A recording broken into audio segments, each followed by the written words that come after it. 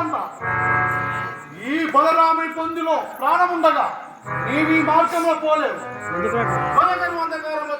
బలరామ, నీ పాహతము చూడ జాలి కలుగుతున్నది. మారు మాట్లాడక తొలగిపోను. లేదని నీ జీవమును హరించి నీ మృతదేహమును కాకులకు గద్దలకు ఆహారముగా చేసి నీ మార్గమును తమ్ముడు ఆ పిరికి పంత శ్రీకృష్ణులకు రుక్మిణి దగ్గరివు. గృహంకారానికి ధనరుండగు ప్రచండ భాస్కరునితో యుద్ధము సురాసులు లేకమై హరిహరులతో నీ గంటగాని ఇతరులను రంగమున సార్వభౌముని దాడికి నిలవలేరని నీకు బాగుగా చెయ్యు. నీ ఈ సాహసమును విరమించి శరణార్థివై అసువులు దక్కించుకో.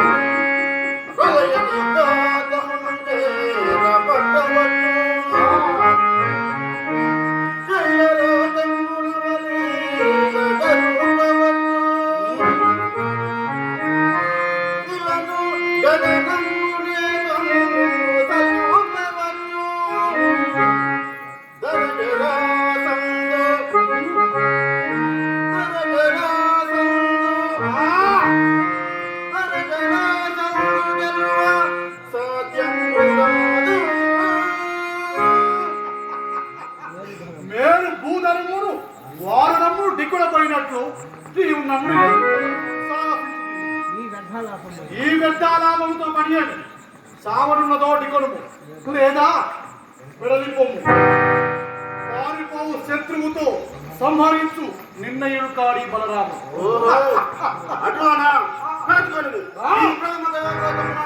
నీ శిరము రైలుగా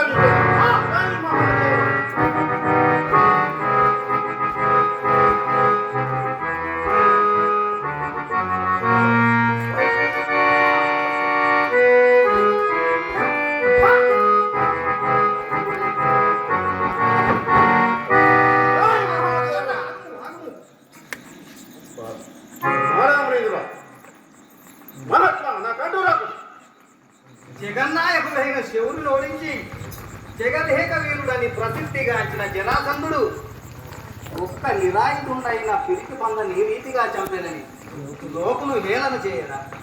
నిజమేమో నింద్ర. పొమ్ము, నా ముందు నిలక పొమ్ము. గద తీసుకొని పొమ్ము. ఇంకొక మాట, నేటి నుండి నీ పేరు ముందు ఆగట్టు అబలరాముడు.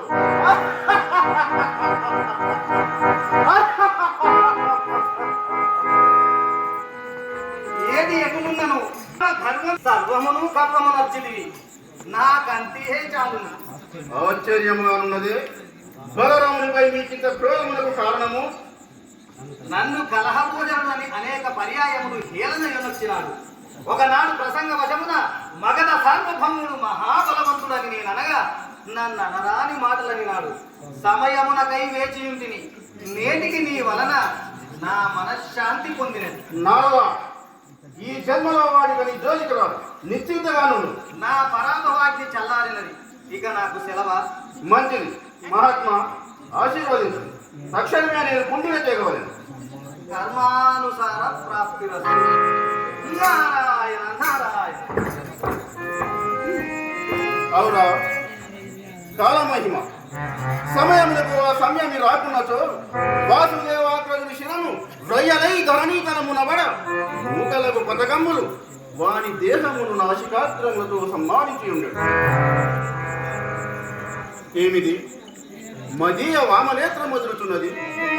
ఎట్టి అశుభములు రావు కదా. ఆ మునిచంద్రుడు ఆశీర్వదించినప్పుడే అశ్లీలార్థము స్ఫురించినది.